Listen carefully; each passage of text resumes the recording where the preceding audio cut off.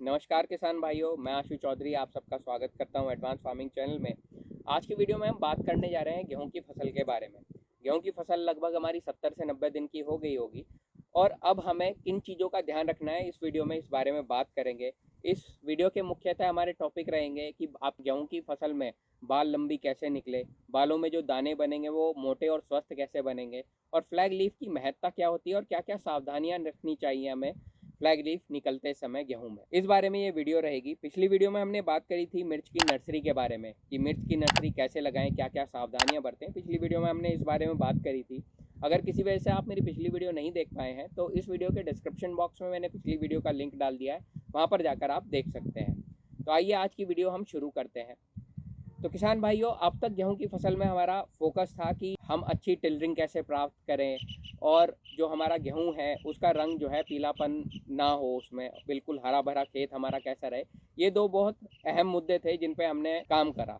अगर टिलरिंग हमारी अच्छी नहीं हो रही थी उसके लिए हमने ह्यूमिक एसिड का प्रयोग करा, और अगर हमारी फसल में कहीं ना कहीं पीलापन था उसके लिए हमने जिंक सल्फेट या मैग्नीशियम सल्फेट इनका प्रयोग करा। और जिन खेतों में हमें पानी भरने की वजह से गलन आ गई थी उनमें हमने थाइपोनेट मिथाइल या टैबुकोनाजोल डाल के वो उसका पीलापन हमने खत्म करा। अब आती है बात हमारी फ्लैग लीफ निकलने की। फ्लैग लीफ क्यों इंपॉर्टेंट है और फ्लैग लीफ होती क्या है इस बारे में बात करेंगे। फ्लैग लीफ होती है कि जो हमारी जमीन से निकला हुआ पौधा है उसमें 3 गांठों के ऊपर जो पत्ती निकलती है, ये वाली पत्ती, जैसे ये गांठें हैं हमारी, 1 फिर 2 और ये 3 गांठ के ऊपर जो पत्ती निकलती है इसको फ्लैग लीफ बोलते हैं। ये फ्लैग लीफ जितनी चौड़ी और चमकदार होगी उतनी अच्छी आपकी बाल और उतनी लंबी आपकी बाल निकलेगी। दूसरी बात होती है फ्लैग लीफ की कि ये एकदम बाली के पास होती है और हमारी बाली में दानों को पोषित करने के लिए ये जो खाना बनाती है उसका जो है 43% ये आपकी बाल को देती है। तो ये एक बहुत अहम लीफ होती है और इसका लगभग जो है हमारी गेहूं की फसल में प्रोडक्शन के लिए सबसे इंपॉर्टेंट रोल होता है। ये हो गई चर्चा हमारी फ्लैग लीफ की। अब बात करते हैं कि हम गलतियां क्या करते हैं फ्लैग लीफ निकलने की अवस्था पे। सबसे पहली हमारी गलती आ जाती है जब भी आपके खेत में आप 70 दिन के आपकी फसल हो जाए तो पहली अवस्था आ जाती है कि आप यूरिया का प्रयोग बिल्कुल बंद कर दें। यूरिया का प्रयोग बंद करने से ही देखिए ये स्टेज होती है हमारी प्रोडक्शन की। हमें ग्रोथ नहीं चाहिए। अगर ग्रोथ के लिए हम यूरिया डालेंगे तो उससे वानस्पतिक ग्रोथ होगी और इससे क्या होगा कि हमारी जो पौधे की ताकत जो हमारी प्रोडक्शन के लिए लगनी चाहिए थी वो हमारी ग्रोथ पे लग जाएगी। तो इसका नुकसान ये होता है कि बालियों का साइज छोटा होता है। तो यूरिया का प्रयोग इस समय पर बहुत ना करें। और एक और नुकसान होता है यूरिया का कि आने वाले दिनों में जब हमारा मौसम खराब होगा या हवा चलने की व्यवस्था होगी तो उस समय गेहूं गिरने की समस्या भी, अगर इस स्टेज में हम यूरिया लगा देते हैं तो लगभग 90% तक आ जाता है। दूसरी बात आती है अगर आपने अभी तक कोई खरपतवार नाशी नहीं इस्तेमाल करा है अपने खेत में तो ये बिल्कुल अवस्था नहीं है कोई भी खरपतवार नाशी इस्तेमाल करने किसी भी तरह का। अगर आप इस्तेमाल करते हैं तो फसल पे झटका लगेगा, इसका बहुत ही दुष्परिणाम होंगे, इसके प्रोडक्शन आपका कम आएगा। तीसरी हमारी बात आती है कि इस समय पे एक सिंचाई बहुत ही आवश्यक है। जैसे हमारी कुछ ऐसे हमारे किसान भाई होते हैं कि वो जो है वहाँ पे पानी की थोड़ी समस्या रहती है।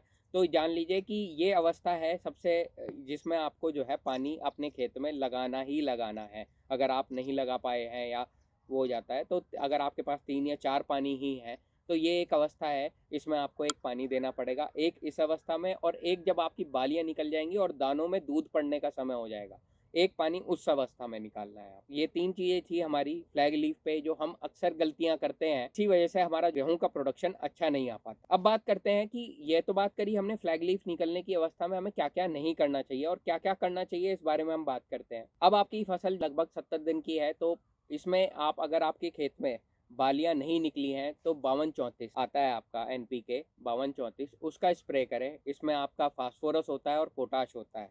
ये समय है और ये दोनों ही हमारे जो है प्रोडक्शन को बढ़ाने में महत्वपूर्ण योगदान रखते हैं। जितना फास्फोरस अधिक होगा वो जो वीट का स्टॉक होता है उसको जो है मजबूत करने का, जो वीट का तना होता है उसको मजबूत करने का काम करता है। और जो आपका फास्फोरस होता है इस ये जो है दाना मोटा और साफ बनाने मतलब चमकीला दाना करने के लिए काम आता है। तो एनपीके का अगर आपके खेत में नहीं निकली हैं बालियां तो एनपीके 5234 का 1 किलो प्रति एकड़ के हिसाब से इस्तेमाल करना है। अगर बालियां निकल चुकी हैं तो जीरो एनपीके 0050 आता है, उसका 1 किलो प्रति एकड़ के हिसाब से आपको इस्तेमाल करना है। अब मैं आपको एक हैक बताने जाऊंगा जिसके परिणाम मैंने अपने खेत में बहुत बेहतर देखे हैं और जिसके रिजल्ट अगर मैं आपसे बात करूं तो जिसके रिजल्ट आपको भी काफ़ी बेहतर मिलेंगे। एफएमसी कंपनी है, उसका एक प्रोडक्ट आता है लीजेंट के नाम से। ये बायो पोटाश होता है। इसके काफ़ी अच्छे परिणाम मैंने अपने खेत में देखे हैं। अगर जब भी आपके खेत में बालियां निकल जाएं तो ये आपका 80 ग्राम प्रति एकड़ के हिसाब से इस्तेमाल होगा। इसका स्प्रे एक ज़रूर करें। और अगर किसी वजह से ये प्रोडक्ट आपको नहीं मिल पाता है या आपके मार्केट में ये अवेलेबल नहीं है तो एक टेक्निकल आता है होमोब्रोसोनॉइड का 100 ml प्रति एकड़ के हिसाब से इस्तेमाल होगा। ये टेक्निकल आपके पॉलिनेशन में भी हेल्प करता है। दूसरी बात, ये जो दाने बनेंगे उन्हें चमकीला भी बनाता है और जो आप बाली है उसका साइज भी ग्रोथ करने में ये काफ़ी असरदार है। ये बात हुई हमारा स्प्रे की कि हमें NPK लेना है। अगर लीजेंट मिल जाता है आपको तो लीजेंट लीजिए, अगर लीजेंट नहीं मिल पाता है होमोब्रोसिनॉल करके जो टेक्निकल आता है उसका स्प्रे करें। अच्छा, होमोब्रोसिनॉइड के इस्तेमाल के लिए मैं एक और चीज़ बता देता हूँ आपको कि ये एक हार्मोन्स होता है और इसका आपको किसी के साथ मिलाकर स्प्रे नहीं करना है। ये अकेला स्प्रे होगा आपके खेत में, इसका प्रयोग अकेले ही करें और इसके रिजल्ट बहुत अच्छे मिलेंगे आप। अब बात आती है हमारी रोगों की। इस समय पे सबसे ज़्यादा नुकसान पहुंचाएगा आपको येलो रस्ट। अगर आपके खेत में अभी तक नहीं है तो एक प्री इमरजेंस मतलब रोग आने से पहले एक दवाई, एक टेक्निकल मैं आपको बताना चाहूँगा, ये काफ़ी हद तक इस रोग को रोकने में लाभकारी है। प्रोपिकोनाजोल आता है आपका 400 ml प्रति एकड़ के हिसाब से इस्तेमाल करें। दूसरा, अगर ये रोग आपको अपने खेत में दिखाई दे रहा है तो टैबुकोनाजोल 250 ml प्रति एकड़ के हिसाब से इस्तेमाल करें। इसके रिजल्ट आपको काफ़ी अच्छे मिलेंगे और लगभग 24 घंटे में ये जो भी आप येलो रस्ट की समस्या है इसको रोक देता है। अब येलो रस्ट आप पहचानेंगे कैसे? येलो रस्ट का जब भी आपको खेत में जाएंगे तो आपको देखने को मिलेगा कि पत्ती पे जो है हल्के पीले रंग का चूर्ण सा दिखाई देने लगा है और अगर आप उस पत्ती को हाथ से छूते हैं तो वो रंग आपके हल्दी जैसे आपकी उंगलियों पे लग जाएगा। तो ये रोग होता है हमारा येलो रस्ट। इसके लिए मैंने आपको टेक्निकल बता दिए हैं। अच्छा, अब हमारा दूसरा रोग आता है इस समय पे, जो बालियां अगर हमारी निकल चुकी हैं, अगर हमारी फसल जो है हमारी 90 दिन या 100 दिन के करीब हो गई है तो बालियां निकलनी शुरू हो जाती हैं। तो इस समय पे हमें स्टेम बोरर भी आता है हमारी फसल में, वो भी नुकसान पहुंचाता है। उसके लिए हमें क्या करना है? उसके लिए फ्लूबेंडामाइड 20% WG में आता है हमारा वेटेबल ग्रेनुअल में। इसका आप कोई सी भी, ये टेक्निकल का नाम है, बहुत सारी कंपनियां अलग अलग उससे देती है। इसका प्रयोग हम करेंगे 150 ग्राम प्रति एकड़ के हिसाब से। ये भी काफ़ी अच्छा टेक्निकल है और जो आपकी स्टेम बोरर की समस्या है उसको रोक देगा। अब तीसरी चीज़ आती है हमारी कि माहू, तेला और या फिर जो है ब्लैक मच्छर आ जाता है इसमें। काला मच्छर भी नुकसान देता है इसमें।